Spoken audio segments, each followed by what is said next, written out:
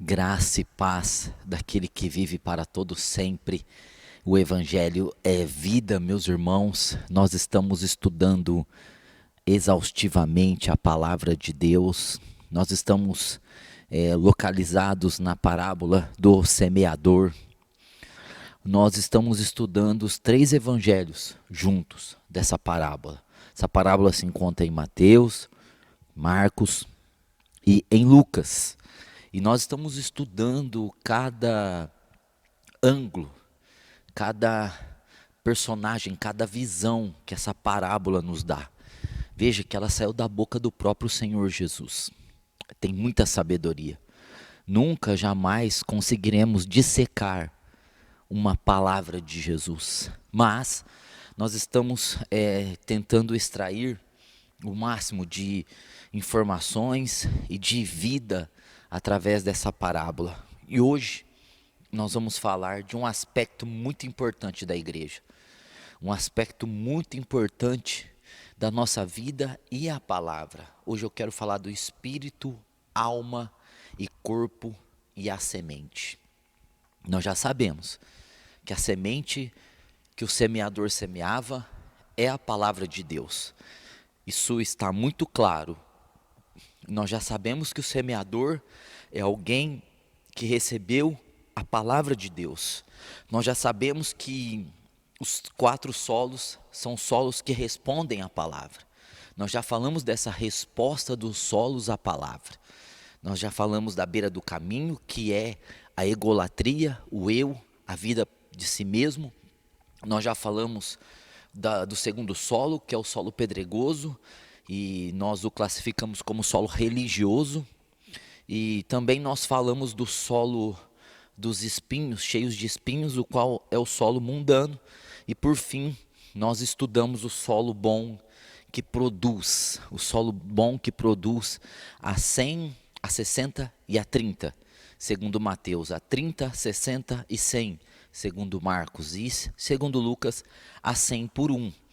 Veja que nós falamos do fruto, é muito importante falar do fruto, o fruto e a obra, certo?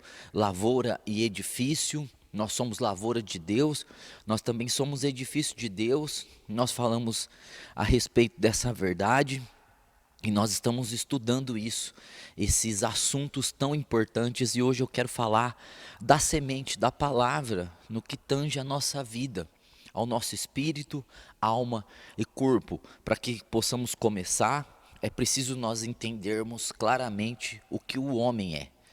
O que o homem é? O homem é um espírito, certo? O homem é um ser espiritual, o homem é um espírito, o homem possui uma alma e o homem mora. O homem, quando eu digo, me refiro à raça, o ser humano mora no corpo de carne. Então veja que se nós encontrarmos aqui o texto da criação, Gênesis 2:7, então formou o Senhor Deus o homem do pó da terra, falando do seu corpo que foi formado, modulado pelo pó da terra, soprou nas suas narinas o fôlego de vida, ele então deu o espírito, o fôlego de vida é o verdadeiro eu, o espírito, e o homem passou a ser alma vivente. Então, nós podemos ver nesse texto esse ser tripartido. Nós somos um ser tripartido, nós somos um constituído de 3, nós somos um espírito, nós temos uma alma, nós moramos em um corpo, e o Novo Testamento também vai ratificar essa verdade.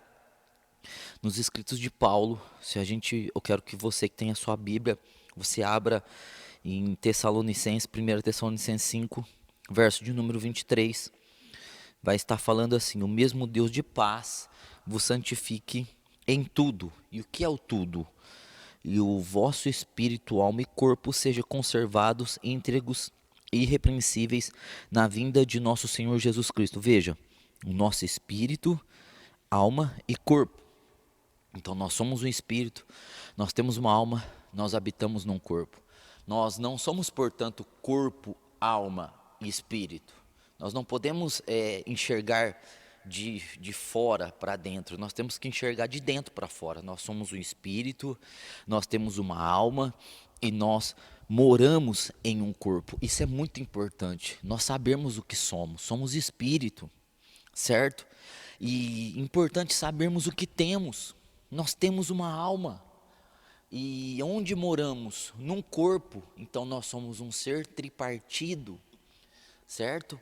Então veja que Deus fez o homem perfeito, espírito perfeito, um espírito perfeito, um sopro de vida que de fato era vivo, tinha a vida do próprio Deus, uma alma que tinha a perfeição do sopro da vida, perfeição de vida, tanto que se tornou alma vivente, e um corpo que vive, um corpo perfeito, um corpo pleno, um ser perfeito. Mas nós sabemos que o homem ingeriu o fruto da árvore do conhecimento do bem e do mal.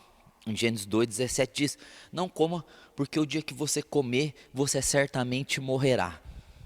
Então nós sabemos que em Gênesis capítulo 3 narra a história da queda do ser humano, a queda de Adão, e nós sabemos que ele ingeriu o fruto do conhecimento do bem e do mal, e muita coisa aconteceu por ele ter ingerido, e tudo na verdade que aconteceu e acontece até hoje deriva-se desse ato de Adão de ter comido do fruto.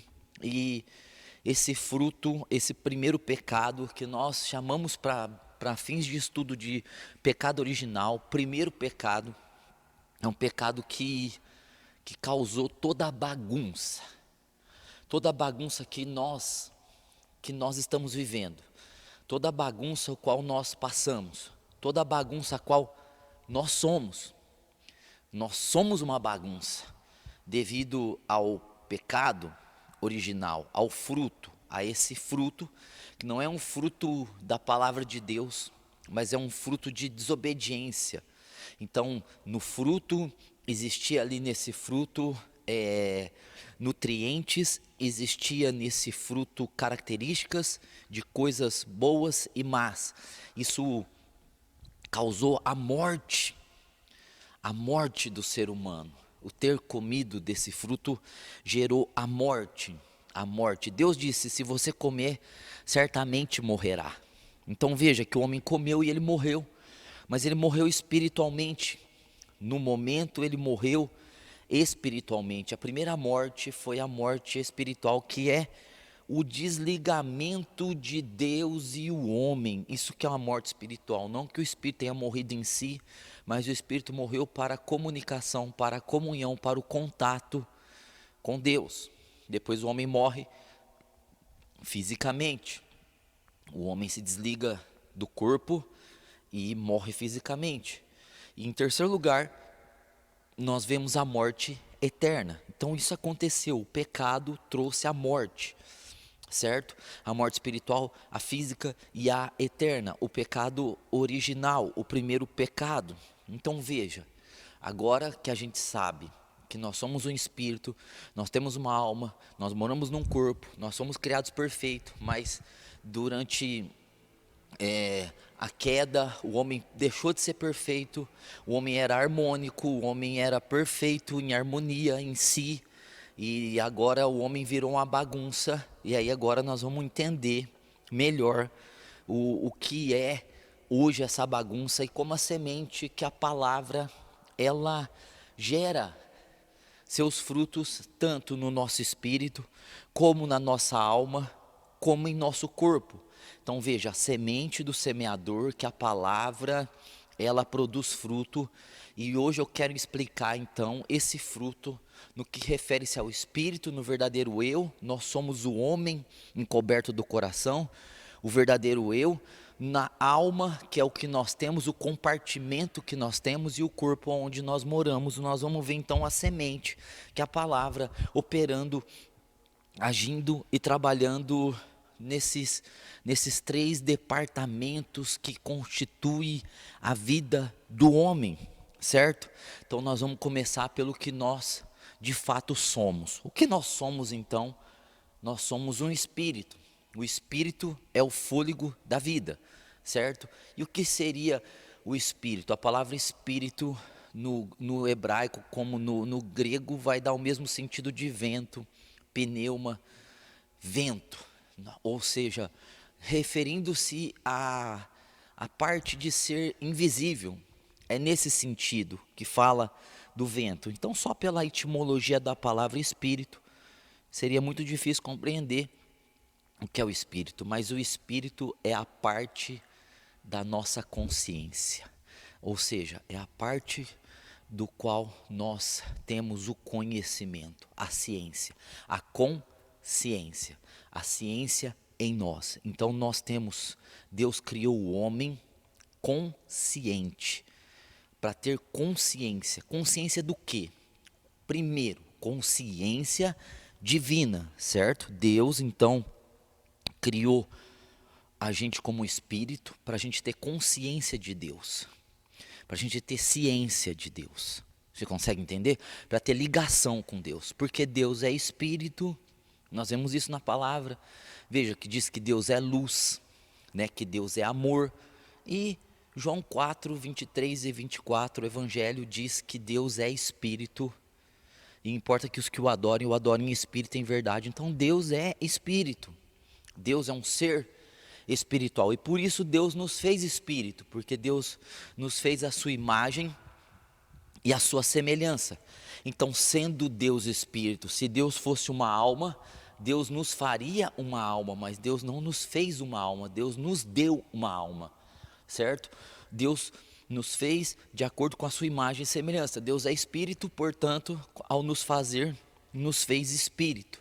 E por que nos fez espírito? Porque para nos comunicar, para termos consciência, para termos ciência de Deus, para termos percepção de Deus, para sabermos quem Deus é.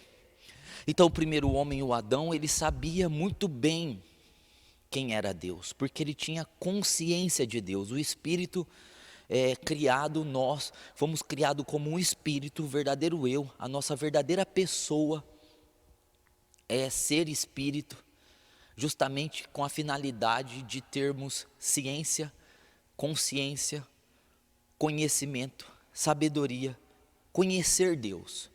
Conhecer Deus no sentido de experimentá-lo, não conhecer Deus em teoria, como muitas pessoas estudam teorias e conhecem teorias a respeito de Deus. Aí nós vamos entrar na mente humana.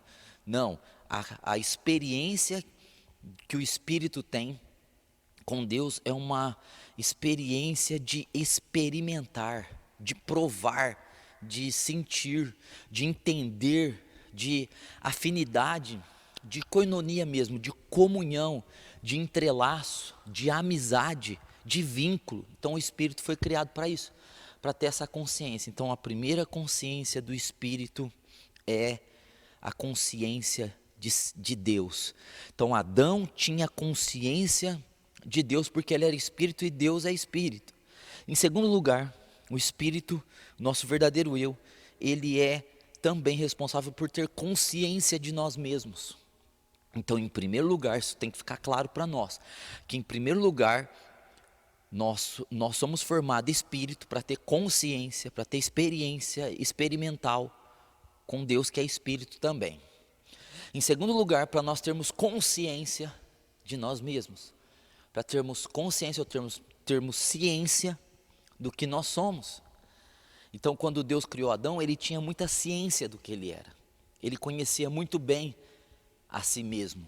Ele sabia perfeitamente, ele sabia completamente quem ele era. Ele sabia perfeitamente tudo que havia, que existia na sua alma. E ele sabia também perfeitamente tudo que havia, tudo que existia no seu corpo. Adão sabia de todas as suas faculdades da alma e suas faculdades do corpo, suas capacitações emocionais, sentimentais e suas capacitações físicas, porque ele tinha consciência de si mesmo, ele se conhecia, certo? Então veja, quando o pecado veio, o que aconteceu com o espírito? O espírito morreu para Deus. Então olha como que ficou fácil para você entender. O espírito perdeu a consciência de Deus, certo? O primeiro propósito da gente ser espírito é ter consciência de Deus. E quando o pecado veio, ele tirou a consciência de Deus. Daí, o homem passou a não ter mais ciência de Deus. Foi o que Jesus orou no Getsemane para não passa de mim esse cálice. Ele ia perder a consciência, a sabedoria, a comunhão com Deus, quando ele se tornaria pecado por nós. 2 Coríntios 5, 21. E ele clamou naquela cruz: Eli, Eli, lama sabachthani, Deus meu, porque o Senhor me abandonou. Ele perdeu a consciência de Deus, ele perdeu a ciência de Deus ali naquele momento, e ele vinha orando no Getsemane para que isso não acontecesse, mas era necessário que isso acontecesse para que pudéssemos voltar a ter a nossa consciência de Deus. Olha que coisa maravilhosa isso. Então, o homem passou a ter consciência de si mesmo apenas. Então, a morte espiritual é perder a consciência de Deus. Então, veja que, olha só, o eu fala muito desse espírito que se desligou de Deus. O que o pecado original fez com o espírito? Fez o espírito perder a consciência de Deus, fez o espírito morrer para Deus. A morte espiritual é perder a ciência, a ligação, a experiência, o experimento com Deus, aquele relacionamento com Deus. Então, o homem passou a ter essa consciência de si mesmo, do seu próprio eu. O seu próprio eu. Então, o espírito, quando o espírito está no pecado original, veja, é o eu da primeira semente que caiu à beira do caminho, é a egolatria. Por que uma pessoa é egolátrica? Porque ela não tem consciência de Deus, ela só tem consciência de si mesmo. E se ela tem consciência de si mesma, ela é egolátrica, ela colocou a vida dela no centro. Daí vem a palavra, e a palavra não produz, porque ela não tem consciência de Deus. Então veja que o pecado original, ele é passado por herança. Todas as pessoas nascem mortas espiritualmente. Salmo 51:5, Davi vai falar disso no Salmo, pedindo perdão para Deus do seu pecado, dizendo que ele foi concebido em iniquidade. Romanos capítulo 5, verso 12 diz que um pecou, todos pecaram. Romanos capítulo 5, ali do 12 ao 17, vai falar que a morte por causa de uma ofensa reinou em todos, a morte espiritual. Então todas as pessoas que não nasceram de novo estão mortas, estão sem consciência de Deus, não conseguem conhecer Deus. Então veja que nós precisamos contar tudo isso para que você possa entender o poder da semente, o poder da palavra de Deus. Então o que acontece? Veja que o nosso espírito, ele precisa ser ressuscitado novamente. Ele precisa voltar a viver. Ele está vivendo em nós mesmos, ele vive para si próprio, ou seja, ele tem consciência de si mesmo, mas ele precisa voltar a nascer. Daí nós vamos entrar na doutrina do novo nascimento. O que é o novo nascimento? Você nasce de novo, por quê? Porque você morreu espiritualmente para Deus, mas agora você vai nascer de novo, porque você recebeu a herança da morte espiritual em Adão, por Adão ter cometido o pecado. Veja que é por isso que todos que estão em Adão estão condenados. Não é, portanto, vários pecados que vão levar as pessoas à condenação. É o cabeça delas, quem as representa. Se é Adão quem as representa, elas estão condenadas, porque Adão está condenado. Adão está debaixo da palavra de Gênesis 2,17. Você comeu, você vai morrer. Ou seja, as pessoas do mundo que nascem no mundo estão já nascidas no pecado, na condenação, certo? Então, nascer de novo é voltar o espírito a ter consciência de Deus novamente. Então veja que a palavra faz com que o nosso verdadeiro eu, que sem Deus, sem ter nascido de novo, ele tem consciência só de si mesmo. E quando a gente reconhece que a gente precisa de um Salvador, a gente nasce de novo, a gente volta a ter consciência de Deus em primeiro lugar. O plano de Deus é fazer a gente conhecer mais Ele do que nós mesmos, porque Era assim que Adão vivia. Adão conhecia mais a Deus do que a si mesmo. E as pessoas que não nasceram de novo conhecem somente a si mesmas e não Deus. As pessoas que nascem de novo e vivem na carne, elas conhecem Deus, mas conhecem ainda mais a si mesmas. Veja, porque o trabalhar, a função do Espírito em nós é de ter consciência de Deus em primeiro lugar e de nós mesmos em segundo lugar. Então, quando a gente nasce de novo da água e do Espírito, veja, quando a gente nasce da água, é como se o fruto do conhecimento do bem e do mal tivesse secado a nossa vida e viesse a água, que é a palavra, e o Espírito Santo jogasse essa água em nós como árvores e a gente voltasse a viver.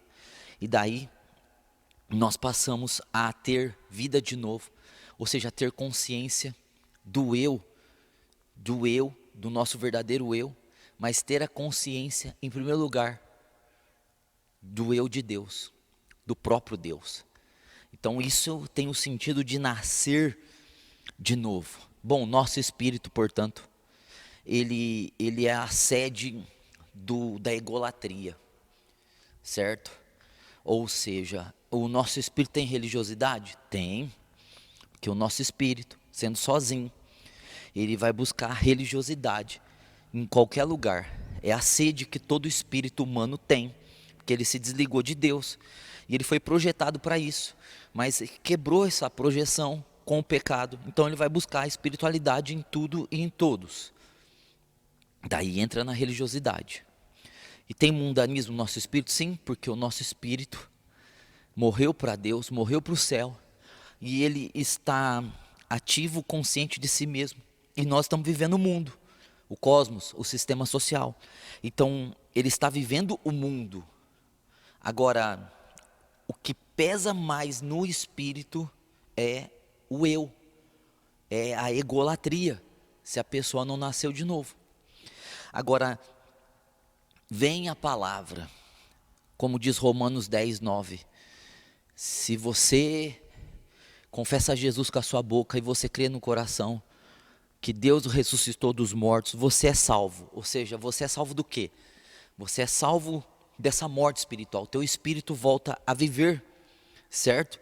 É como diz Efésios 2, do 4 a 6, que nós estávamos mortos em nossos pecados e delitos, e Ele nos vivificou e nos ressuscitou juntamente com Cristo. Então está falando do novo nascimento aí. E o que é vivificar? É a vida que fica e a ressurreição, que é a vida do Senhor Jesus. É para o nosso espírito. Acontece isso com o quê? Com o nosso verdadeiro eu, com o nosso espírito. Nós recebemos a vida e a ressurreição, para quê? Para poder ter consciência de Deus de novo, como Deus criou Adão. Então veja que a partir do momento que eu nasci de novo, eu aceitei Jesus, eu tive um encontro com Cristo, e Cristo entrou em mim de tal forma, de tal maneira, que eu fui completamente revivido, eu revivi, eu voltei a ter experiência com Deus. O meu espírito, portanto, passou a ter a vida de Deus dentro dele e a ressurreição. Veja, aí nós vamos ligar isso com a semente. É quando a semente cai e a semente produz a vida de Cristo e a ressurreição de Cristo. É quando ela produz a morte para o nosso eu e a vida e a ressurreição de Cristo. Daí o nosso espírito voltou de novo ao estado que ele foi criado, ele voltou a viver, e então o nosso espírito tem a vida de Deus, e o nosso espírito tem a ressurreição dentro dele. Daí, meus irmãos, se cumpre Gênesis 1:26, domine. Nós passamos a ter domínio, porque Deus nos chamou para ter domínio. O homem cometeu o pecado, a primeira coisa que ele perdeu foi o domínio, mas ele perdeu o domínio de si mesmo, porque ele perdeu as características da imagem e semelhança de Deus, ele perdeu o domínio de si próprio. Ou seja, ele tinha consciência só de Deus e depois ele tinha consciência de si mesmo. Ele passou a ter consciência só de si mesmo. Daí ele passou a viver por si mesmo, independente de Deus. Porque o eu é viver uma vida independente de Deus, é viver uma vida de escolhas independente da escolha de Deus, é viver uma vida de vontades independente da vontade de Deus, é viver uma vida de caminhos independente do caminho de Deus. Foi isso que Adão fez.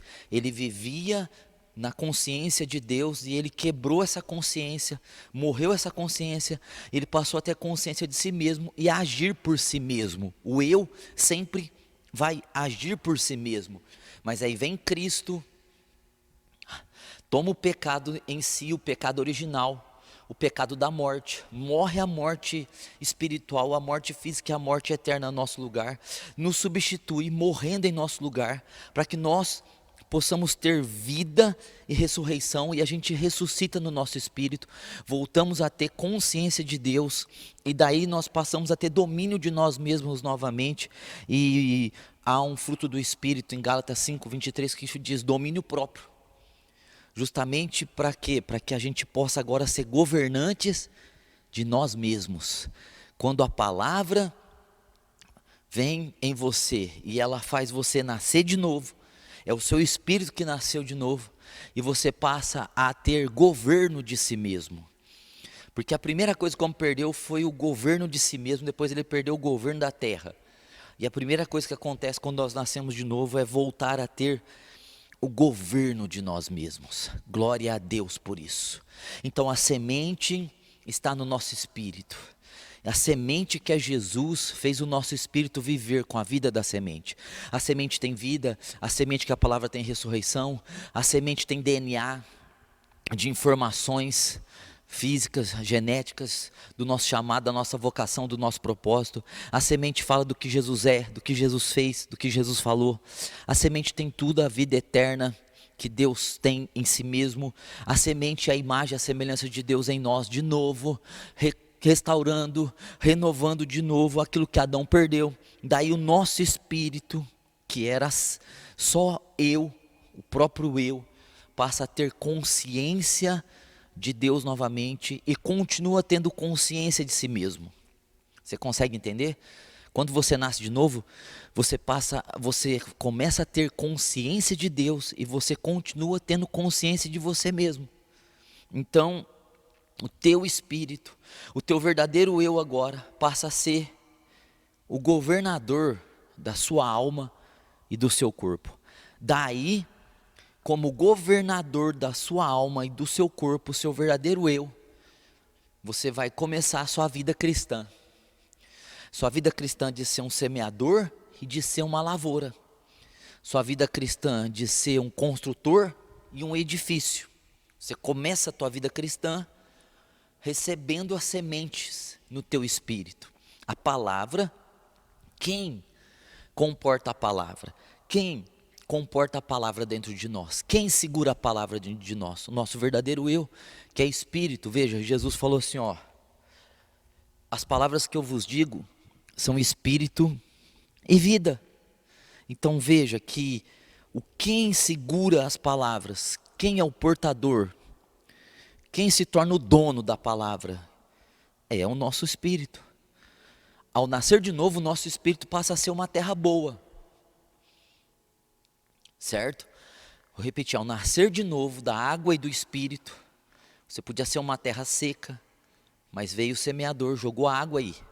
A semente foi plantada, cresceu e você recebeu salvação. E agora o teu espírito é proprietário da palavra de Deus. O teu espírito é proprietário da vida eterna. O teu espírito é proprietário do reino dos céus. O teu espírito passa a ter propriedade de imagem e semelhança de Deus. Daí, o Espírito Santo, que ele mora em nós, ele passa a comunicar com o nosso espírito que somos filhos de Deus. Romanos 8:14, Romanos 8:15, 16. Ou seja, o Espírito fala com o nosso espírito. O Espírito é o representante de nós mesmos. E o Espírito Santo, então, testifica no nosso espírito, fala com o nosso espírito. Ele semeia, ele coloca as palavras em nosso espírito, certo? E conforme nós vamos crescendo no espírito, andando no espírito, por isso nós devemos andar no espírito. Se você anda no espírito, você anda em vida e ressurreição. Se você anda no espírito, você anda em amor e em fé. Se você anda no espírito, você anda para a glória de Deus. Se você anda no espírito, você anda como a nova aliança quer que você ande, certo? Então, conforme você vai andando no espírito, e você vai crescendo na graça e no conhecimento, teu espírito vai tendo cada vez mais domínio de si mesmo, domínio da tua alma, domínio do teu corpo, consequentemente domínio das circunstâncias que estão fora de você, porque não conseguimos jamais resolver coisas fora de nós, se não conseguimos dominar as coisas em nós, as coisas que somos e as coisas que temos, onde moramos, certo? Então o Espírito passa a ser proprietário de toda a palavra de Deus, de toda a semente de Deus em sua vida. Então o Espírito nasceu de novo. O eu foi vencido porque agora voltou a ter consciência de Deus. A religião no teu espírito foi vencida porque agora você não precisa mais se espiritualizar. Você ressuscitou com Cristo. Você está sentado com Cristo. Você chegou onde Cristo está. Você não busca mais a sede, como disse Jesus. Se você beber água que eu te der, você não vai ter mais sede. Aquela mulher buscava, por causa dos pecados dela, religiosidade para preencher ela. Jesus disse: eu sou o preenchimento do teu espírito. Então veja que quando o nosso espírito nasce de novo, ele não procura mais a religiosidade. Ele não procura mais buscar Deus. Ele encontrou Deus.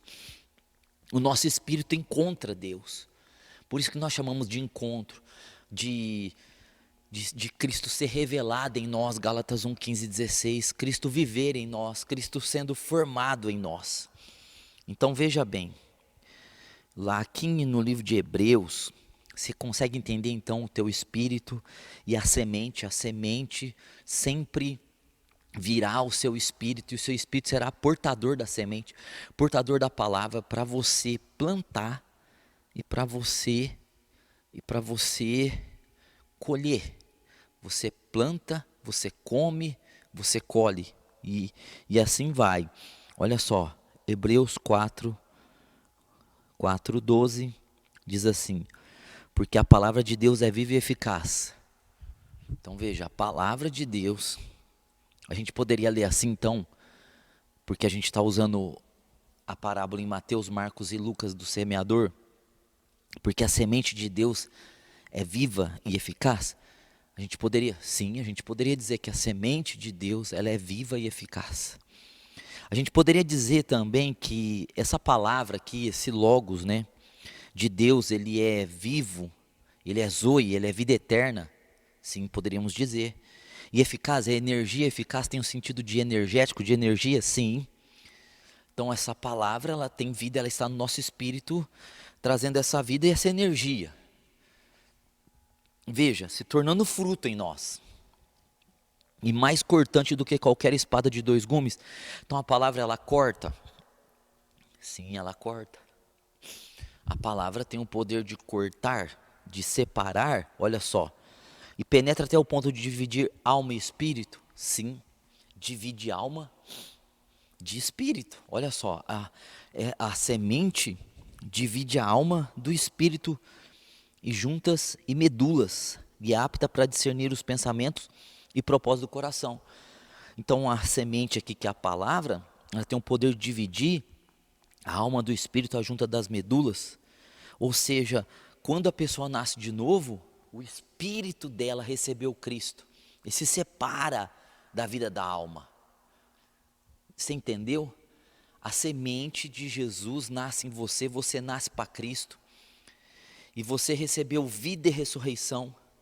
Você deixou de estar morto com o pecado de Adão. Então você se distancia, você se separa da vida da alma.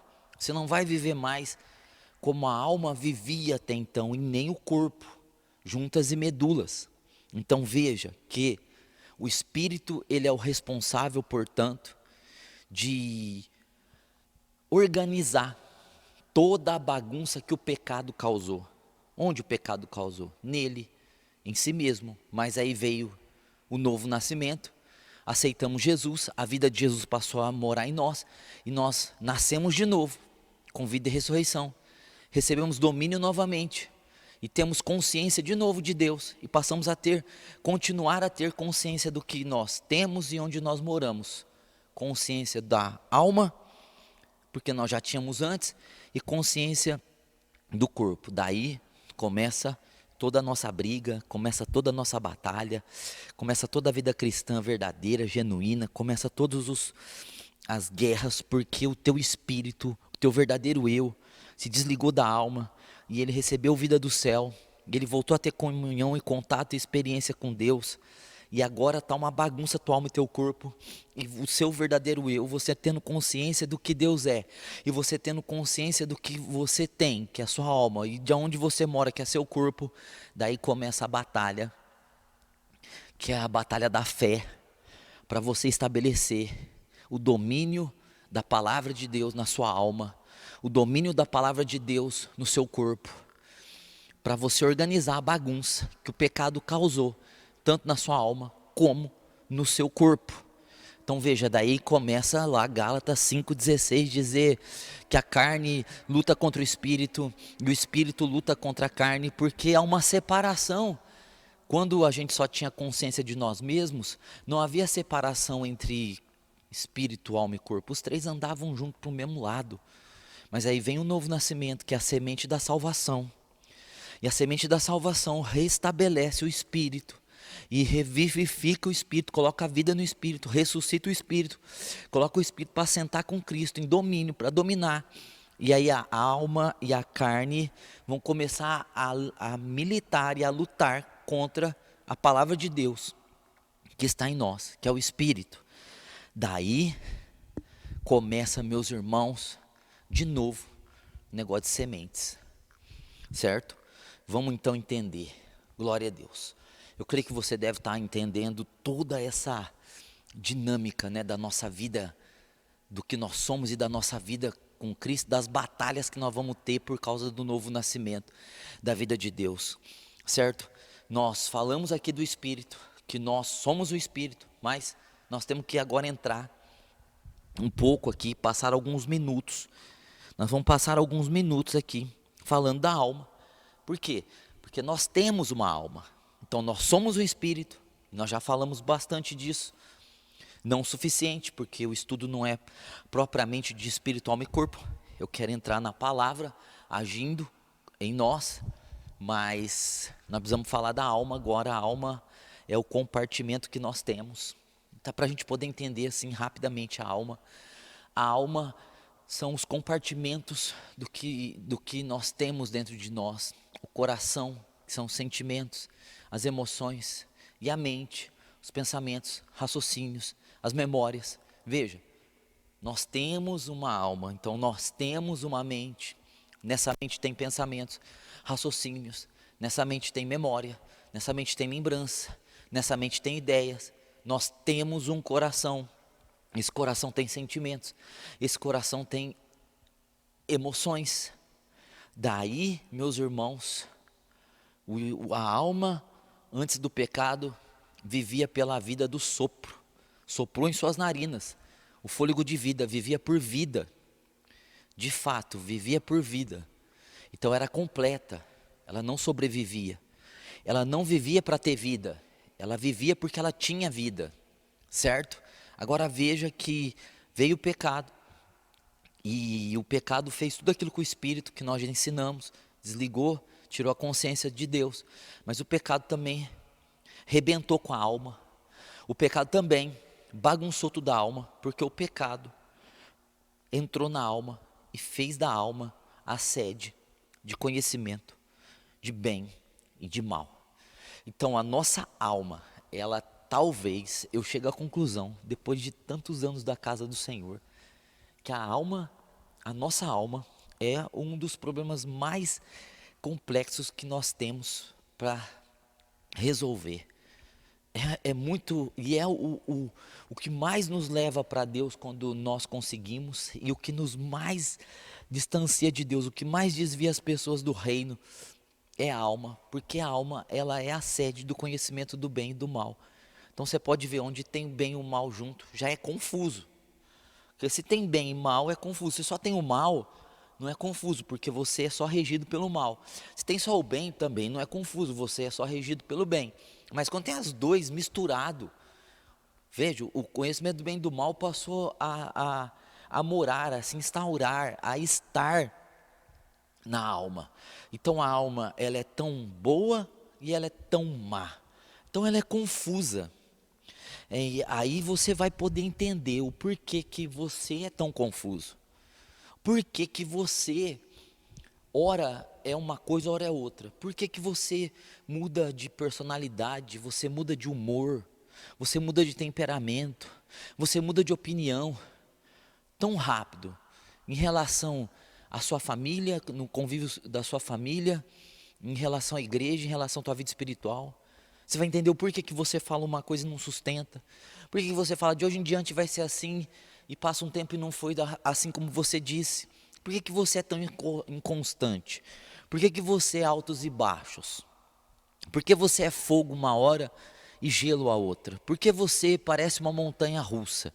Sobe e desce, um ioiô, vai e volta. Por que não há fixação, firmeza? Porque a sua alma, ela está cheia de bem e de mal. Veja que, já que a sua alma está cheia de bem e de mal, você vive oscilando nesses dois mundos, bem e mal. Veja que você ama coisas que te faz odiar outras. Ou seja, o próprio amor que você tem lhe faz viver mal em outras coisas. E assim vai. A paz é estabelecida muitas vezes pelo ódio, pela guerra, porque o mundo está pautado. O sistema social, que é o cosmos, ele está pautado nesses dois aspectos, no que é bom e no que é mal. A nossa alma, então, ela é boa e má. Veja, então você tem sentimentos, olha como que é fácil entender, né? Você tem sentimentos bons, né? Maravilhosos. Você até se orgulha às vezes de ter sentimentos que você tem, de ser a pessoa que você é. Mas você também tem sentimentos terríveis. E muitas coisas você não se orgulha. Muitas coisas você esconde das outras pessoas, porque se elas souberem que você está sentindo aquilo lá, elas vão te julgar e vão falar que pessoa é essa, que tipo de pessoa é você. Então você esconde, todos nós escondemos sentimentos, emoções. Emoções, uma hora as emoções estão, as emoções benéficas, alegria, euforia, risos, risadas, depois uma inconstância de tristeza, de angústia, de vazio.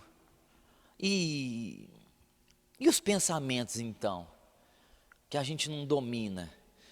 Vem pensamentos tão legais na nossa cabeça às vezes, pensamentos bacanas, e também vem pensamentos que só o sangue de Jesus tem poder, só o sangue.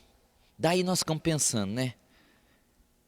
Como que esse pensamento veio parar na minha cabeça? Pensamento de prostituição, pensamento de matar alguém, pensamento de ódio, pensamento de ira.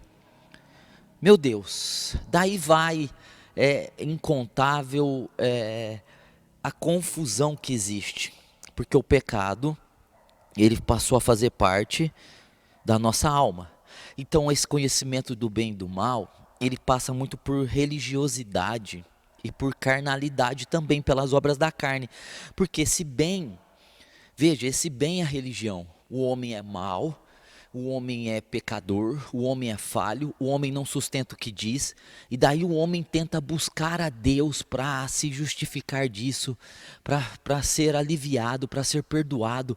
Daí o homem começa a fazer obras de justiça própria, ele começa a tentar fazer sacrifícios para compensar os crimes que ele pratica, os pensamentos, os sentimentos que ele faz, que ele tem dentro dele, a inconstância, o lixo que ele tem dentro dele. Então ele tenta fazer obras, aí ele começa a se sacrificar, ou fazer votos, penitências, começa a fazer coisas que para se espiritualizar, para se santificar, e aí é religiosidade.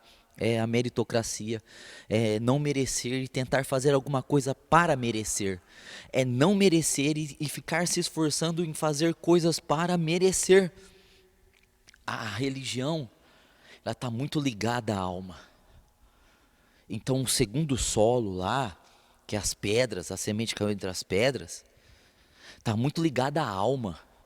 Se o primeiro solo está ligado ao espírito, que é a sora à beira do caminho, nem entrou no coração, porque não tem consciência de Deus, só tem consciência de si mesmo, a idolatria passa muita coisa humana ali, só da própria pessoa, ideias humanas, valores humanos, o homem no centro. A alma não, a alma ela é religiosa, porque ela é boa, ela é má, essa bondade dela faz ela compensar a maldade dela. E como que ela compensa? Ela tenta pagar, ela tenta fazer o mérito, ela tenta ser merecedora. Então a alma contém muitas pedras. São essas pedras que o pecado gerou dentro da alma. A alma não havia pedras nela. Mas daí a alma se tornou um solo, a alma se tornou um solo pedregoso por causa do bem e do mal. Ela pratica o mal, ela pensa o mal, ela sente o mal, daí ela tem o bem. E o bem dela vai fazer o quê? Tentar fazer por merecer o perdão, a aprovação, por meio de ações da humanidade, no que refere-se à religiosidade. Então a alma é isso. A alma é essa alegria, essa tristeza, esse bom humor, esse mau humor. Nós não podemos viver por isso.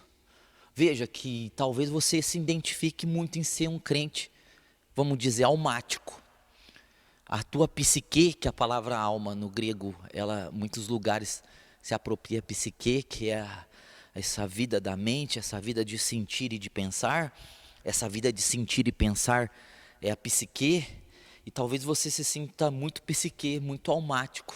E de fato, você tem uma alma. E você como espírito tem consciência dessa alma. Você tem consciência de tudo que essa alma tem, toda essa confusão, esse embaraço, essa bagunça. Então vem a palavra, e se tiver pedras aí, a palavra vai perder a força. Poxa, o teu espírito nasceu de novo. Vamos falar então agora no sentido de uma pessoa convertida, que o espírito dela nasceu de novo, ela resolveu o negócio do eu dela. Mas se ela vive pela alma, ela vai ter muita dificuldade de vencer a religião. Certo? Por que ela vai ter dificuldade de vencer a religiosidade? Porque ela vai querer pagar, ela vai querer chegar, ela vai querer, ao invés dela ir com Cristo nas regiões celestiais, ela vai querer subir a escada, como penitência. Não, eu tenho que subir os degraus, até chegar a Deus. Não é Deus que colocou você lá, você tem que subir o degrau. A alma é essa daí. Então, daí a palavra vem na alma e encontra principalmente. Se a palavra vem no espírito, encontra principalmente o eu. A palavra vem na alma e encontra principalmente a religião. Então a religião é algo muito da alma das pessoas, da mente e do coração das pessoas, do que elas estão sentindo. Eu senti que eu tenho que fazer assim, eu penso que é assim, mas não é o que eu sinto, não é o que eu penso, é o que a palavra me ensina da nova aliança. É assim que eu devo andar, é Cristo que é a semente. E eu devo viver pelas informações, não do conhecimento do bem e do mal, porque a religião vive baseado nisso. Eu devo viver nas informações da árvore da vida, da semente da árvore da vida que está em mim. Eu não sou mais regido pelo conhecimento do bem, da religião e do mal, que são obras de mau caráter. Eu estou sendo regido pela semente da vida, que vai me dar frutos de eternidade. Então veja que na alma também existe o eu, porque existe o eu, porque geralmente as pessoas que se sentem inferiores, quem que faz a pessoa se sentir inferior? A alma dela, incapaz, Então a pessoa não consegue ficar num lugar que ela sente inferior às outras. A pessoa tem um complexo de feiura, não consegue encarar os outros nos olhos. Um complexo de incapacidade, ela não tem coragem de prestar um concurso público, porque ela tem esse complexo, ela não aprende, ela não tem, ela se sente inferior. É o eu negativo da alma. E tem o eu também da alma, que é o eu soberbo, é o eu que se acha. Porque esse conhecimento do mal, ele tanto é mal para deixar a pessoa para baixo, como ele é mal para fazer a pessoa sentir-se ser aquilo que ela não é. E a soberba é algo também do eu. Todo mundo que é cheio do eu da alma, é uma pessoa soberba. Daí uma pessoa soberba, ninguém pode falar dela, porque ela é a última bolacha do pacote. Porque aí se ela é crente, ela fala que ela é ungida de Deus, ninguém toca nos ungidos de Deus. Mas tocou em Jesus, tocou em Paulo, tocou em Pedro, tocou nos apóstolos, mas só ela não pode ser tocada. E se alguém, aí como nós falamos, né, se der um tapa na face dela, não pode, porque olha quem ela é. Então é a alma, existe o eu na alma. E existe o mundo também na alma, porque existe o mal. Então a alma, ela é levada pelo mundo. Ela é levada pelo mundo, a alma. Ela é levada por sentir coisas diferentes. Já ouviu a pessoa dizer assim, a pessoa topa qualquer coisa, ela quer adrenalina, ela quer emoção, ela quer felicidade separada de Deus. Então, para isso não importa, ela quer satisfazer. E a alma tem esse vazio, a alma tem esse vazio assim, tanto da religião, de buscar e nunca encontrar, como do mundo, de provar o mundo e nunca satisfazer. A alma é um buraco sem fundo, é um abismo que não tem fim. A alma é isso, certo? Daí, a pessoa se converteu. Ela converteu, mas é o espírito dela que nasceu de novo. A alma continua do mesmo jeito. E agora, as sementes precisam ser lançadas na alma. Essa alma precisa ser tratada. E nós somos semeadores de nós mesmos. O Espírito é o semeador, é o fazendeiro, é o lavrador de si mesmo. O nosso verdadeiro eu, ele é o fazendeiro. Nós somos uma fazenda de Deus. Nós precisamos então tratar esse solo, tirar a religião, tirar principalmente a religião da alma. Porque se a gente consegue tirar a religião da alma, assim como nós tiramos o eu do espírito, consequentemente, o mundo e o eu da alma, ele vai ser retirado. Assim como quando nós conseguimos tirar esse eu do verdadeiro eu do espírito, o mundo e a religião é tirado. Então como fazer isso? Olha só, Romanos 12, 2, para a gente não alongar, diz assim, não vos conformeis com esse mundo. Então não é para se formar pelo mundo, não é para formar a alma pelo mundo. Você nasceu de novo, você não é mais do mundo, você foi transportado do reino das trevas para o reino do Filho do seu amor. Ou seja, você saiu do Egito, e agora você precisa tirar o Egito de dentro de você. Você já saiu do Egito, mas o Egito muitas vezes continua na sua alma. E daí você precisa tirar o Egito. Então não se conforme com esse mundo, não se forme por esse mundo, mas transformai-vos. Haja uma transformação. Qual que é a transformação? Da nossa alma. Onde Cristo está sendo formado? Na nossa alma. Certo? Então, transformai-vos pela renovação. É novo. Nós estamos no velho, que é o conhecimento do bem e do mal, mas transformai-vos pela renovação. Pela renovação quer dizer, não pelo fruto do conhecimento do bem e do mal, que é antigo, que é velho, que o mundo está pautado nisso, que Adão comeu desse fruto e a humanidade vive nesse fruto, mas essa renovação é o fruto da semente da árvore da vida, que é Jesus. Glória a Deus. Então, renovação da mente. Veja, quando Paulo diz renovação da mente, Romanos 12:2, ele está dizendo: renove a sua alma, comece a doutrinar a sua alma. Veja, todos nós somos pastores da nossa própria alma, do que nós temos, nós somos responsáveis em cuidar da nossa alma. Nós devemos olhar para a nossa alma, ter consciência dela, dessa confusão que ela tem, dessa bagunça, desses problemas e levar a palavra para ela, renovar a mente.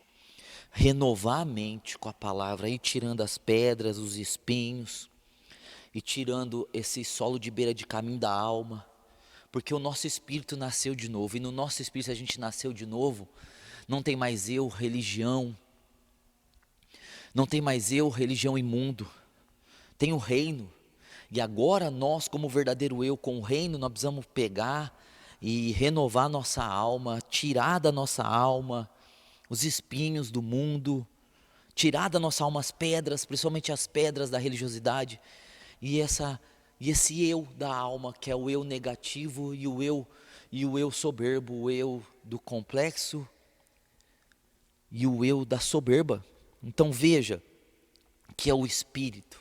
Então nós somos semeadores, nós somos cooperadores de Deus, nós cooperamos com Deus para ajudar os outros, mas nós cooperamos com Deus para que a nossa alma seja salva todos os dias.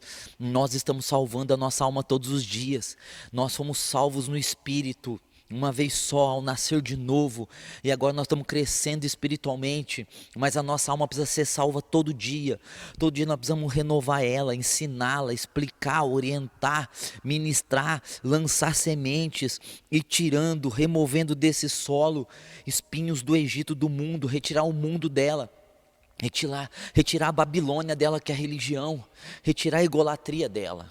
Aí veja, então nós falamos agora da alma e do espírito. Qual que é a função do espírito em relação à alma? Nosso verdadeiro eu é cuidar da nossa alma, é tratar com a palavra, com o ensinamento, é meditar na palavra de dia e de noite, como diz o Salmo 1:2, medita na minha lei de dia e de noite, certo?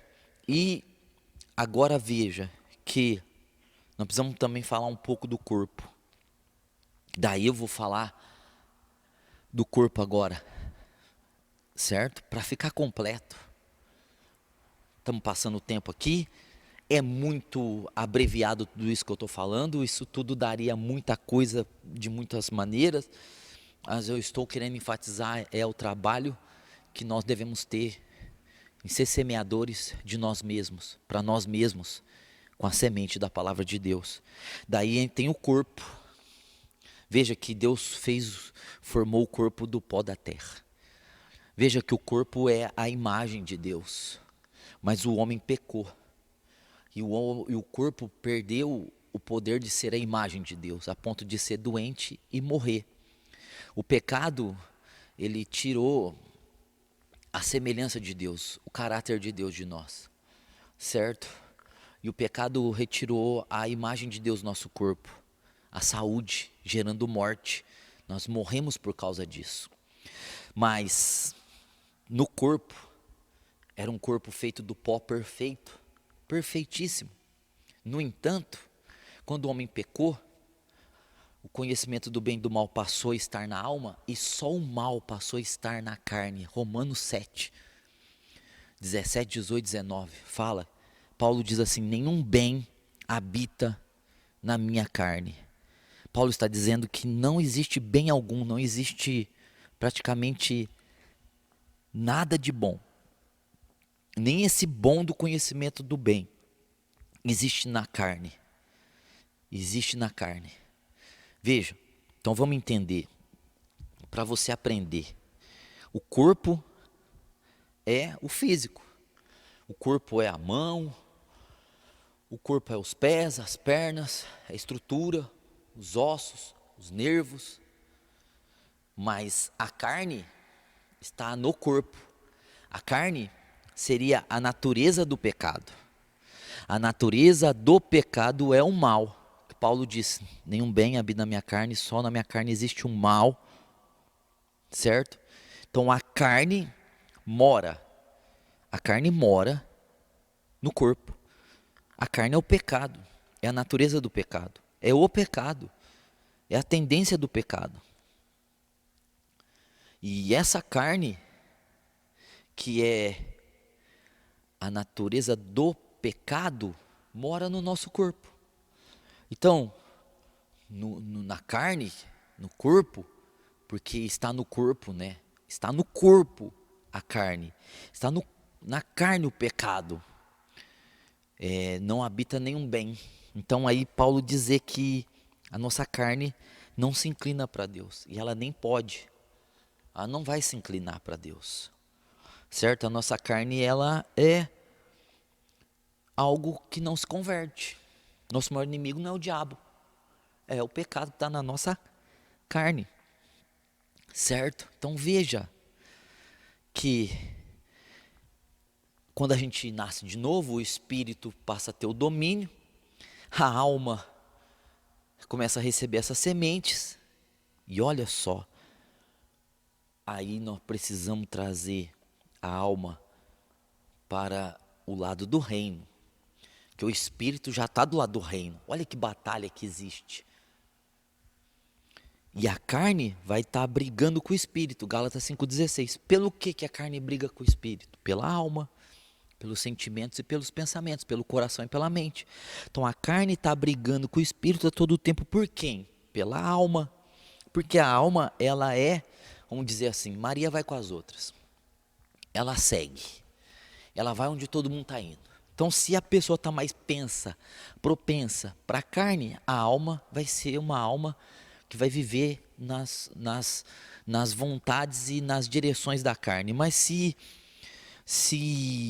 a gente está mais no espírito, buscando o espírito, a alma vai vir. A alma vai vir para o espírito, para o reino. Então, espírito e carne, Gálatas 5,16, estão brigando ferrenhamente pela alma. Então veja que na carne não habita bem algum, né? Olha só o que diz Paulo aqui em Gálatas. O que é a carne?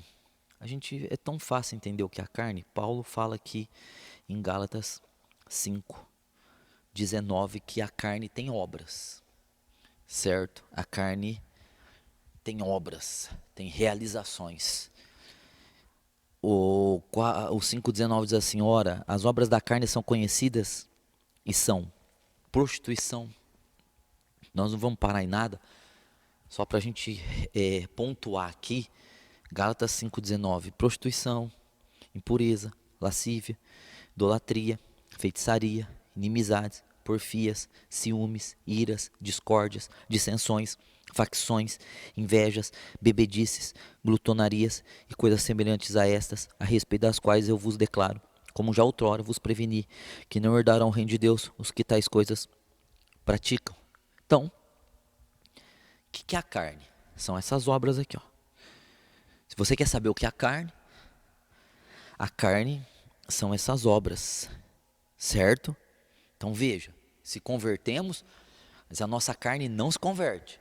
A nossa alma se renova pelo entendimento da palavra. O nosso espírito nasceu de novo e ele é detentor da palavra dentro de nós. Agora, a nossa carne, ela não vai se converter, porque ela tem o pecado nela e ela só vai ser transformada. Ou seja, o corpo só vai perder a carne, o corpo vai perder a carne e sangue não pode entrar no reino de Deus. O corpo vai perder a carne, ou seja, o pecado, na ressurreição, quando Cristo nos ressuscitar, ou quando Cristo voltar e nos arrebatar, certo? Então, essa é a carne que tem isso.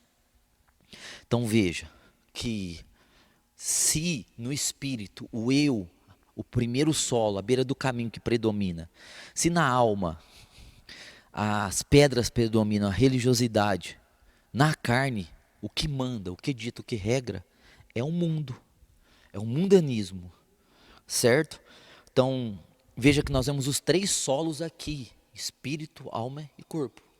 Bom, existe o eu na carne? Sim, que a carne tem sua própria voz, ela luta pela alma, ou seja, ela tem uma voz muito forte, ela tem uma força, ela tem uma batalha com ela, certo?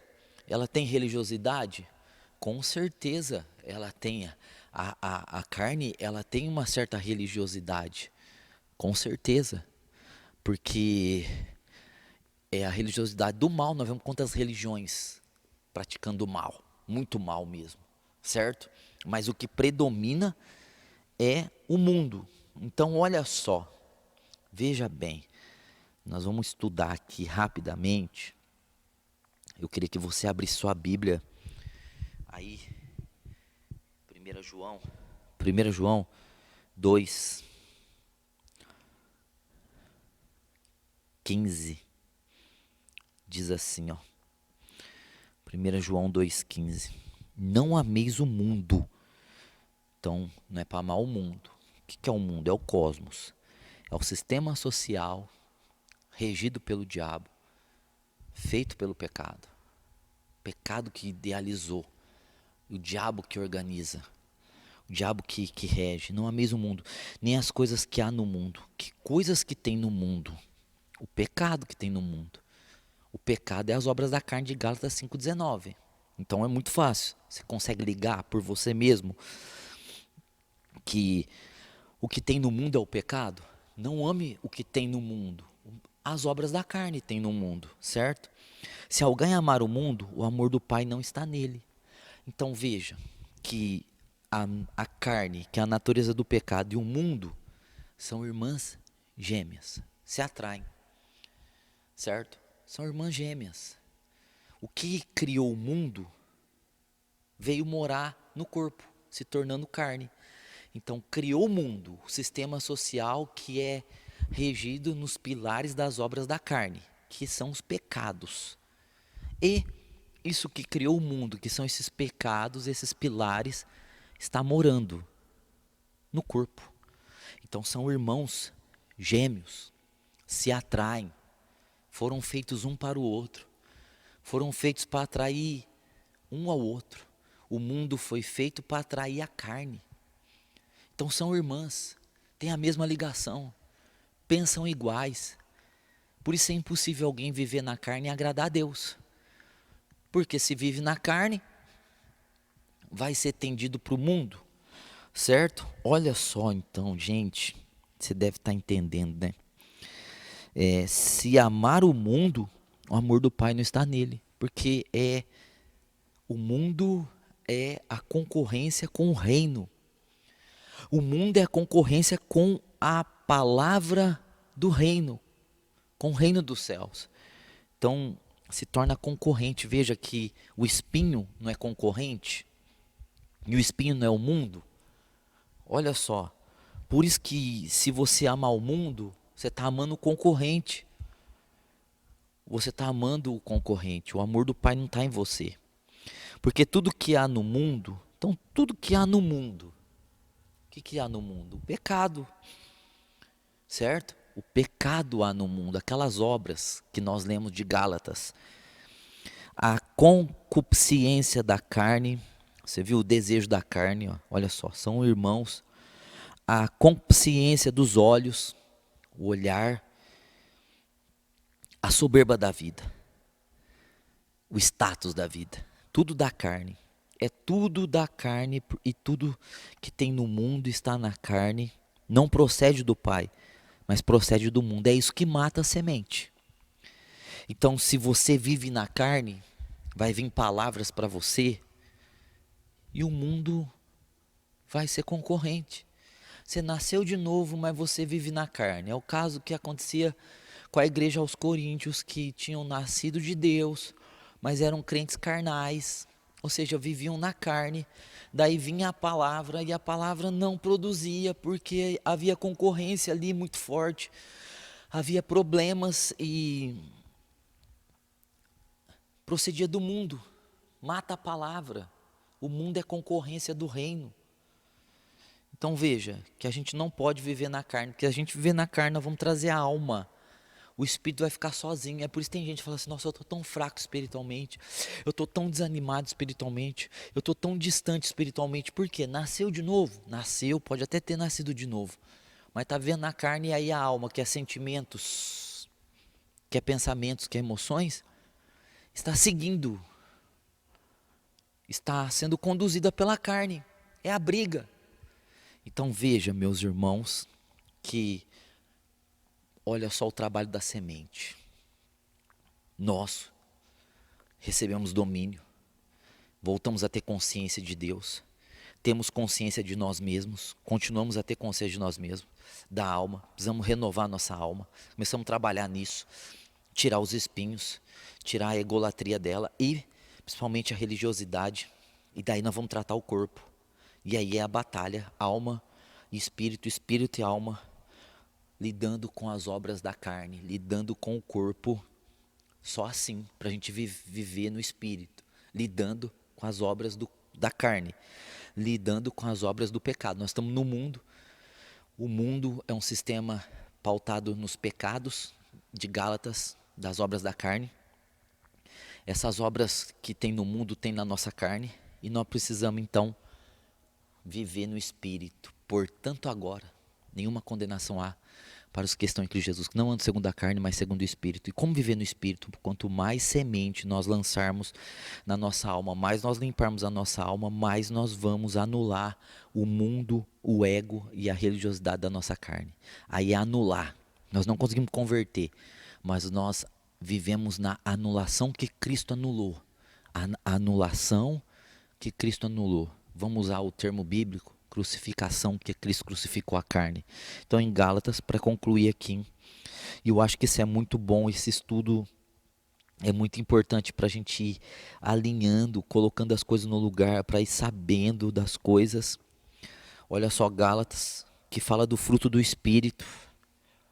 Esse capítulo de Gálatas fala das obras da carne, depois fala do fruto do Espírito, que nós fomos chamados para frutificar. E o versículo 24, que é depois que Paulo concluiu o que é o fruto do Espírito, Paulo vai dizer assim, ó. E os que são de Cristo Jesus, os que nasceram de novo, certo? Os que voltaram a ter consciência de Deus, os que receberam a vida e a ressurreição de Jesus, e os que são de Cristo Jesus, crucificaram a carne. Crucificaram a carne com suas paixões e concupiscências, concupiscências. Então veja, não crucificarão, mas crucificaram com Cristo. Porque quando a semente vem ao nosso coração, ela produz, ou seja, ao nosso espírito. Quando a semente vem ao nosso espírito, ela produz a vida de Deus, de tal forma que a gente passa a renovar a alma, de tal forma que a carne se torna crucificada por causa da semente. Pastor, então tem que me esforçar para crucificar a carne? Não, você tem que viver a palavra, você tem que viver semeando a palavra, porque o poder de crucificação não está em você, está em Jesus, e Jesus está na palavra que você recebeu. Então você não crucifica a sua carne religiosamente. Eu vou fazer de tudo para crucificar minha carne. Eu vou me esforçar ao máximo para crucificar minha carne. Ah, não, eu vou tentar de todas as formas crucificar. Não, você não crucifica a carne assim. Você crê que Cristo crucificou sua carne com ele. Certo? Você crê nessa verdade. E daí, você crendo assim, aleluias, você vive com a sua carne crucificada, certo? Se você anda no Espírito, você não vai satisfazer os desejos da tua carne. Gálatas 5,16. Agora, olha aqui o que diz Gálatas, no capítulo 6, no verso 14.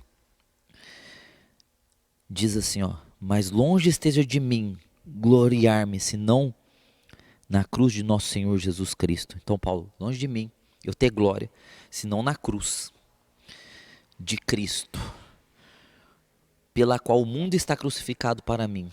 Olha só, ele não crucificava o mundo. Ele dizia que o mundo está crucificado pela cruz de Cristo. E ele para o mundo. Então Paulo está querendo dizer, quando eu olho para o mundo, eu vejo o mundo crucificado, eu vejo o mundo em cruz, eu vejo a obra de Cristo. E quando o mundo olha para mim, ele vê a cruz de Cristo em mim. E Paulo está querendo dizer que então, quando eu olho para as obras da carne, eu vejo a cruz nas obras da carne, eu vejo as obras da carne crucificada. E quando as obras da carne vêm olhar para mim, ela me vê crucificado, morto com Cristo. Não tem operação. Só tem um jeito das obras da carne não ter operação em nós. Se nós vivermos no fruto do que Jesus fez por nós. Na obra de crucificado. Ele já fez essa obra. Se nós conseguíssemos crucificar nossa carne por nós mesmos, Cristo jamais teria vindo. Mas quando nós recebemos a palavra, ela gera morte no nosso espírito, que é a morte de Cristo. Para vivermos a vida de Cristo em nosso espírito, passamos a ter consciência. Ela gera morte na nossa alma para morrer para o conhecimento do bem e do mal, e gera vida da árvore da vida, e ela gera morte na nossa carne, para que a gente não viva em obras de carne, mas que a gente viva em fruto do Espírito, em fruto do Espírito. Para concluir, Gálatas 5:25 diz assim, ó: se vivemos no Espírito, veja, se você vive no seu eu, com o Espírito de Deus, com a consciência renovada, pela palavra de Deus, pelo novo nascimento, também andamos também no Espírito. Andar, ou seja, praticar, fazer, frutificar e obrar, ser a lavoura e o edifício, dar frutos e construir obras, andando no reino de Deus, no tempo da graça. Nós andamos no que está feito, nós andamos no que está pronto. Então veja, nós só conseguimos andar se a nossa carne estiver literalmente crucificada com Cristo. E para que isso aconteça, para que não fique dúvida, você tem que crer que Cristo crucificou a sua carne e viver no domínio dessa palavra, porque é a palavra que faz isso em você. Você pode ter aprendido, meu irmão, a parábola do semeador sendo ministrada no que você é, no seu espírito, no que você tem, na sua alma e onde você mora, no seu corpo. O Evangelho é vida, meus irmãos.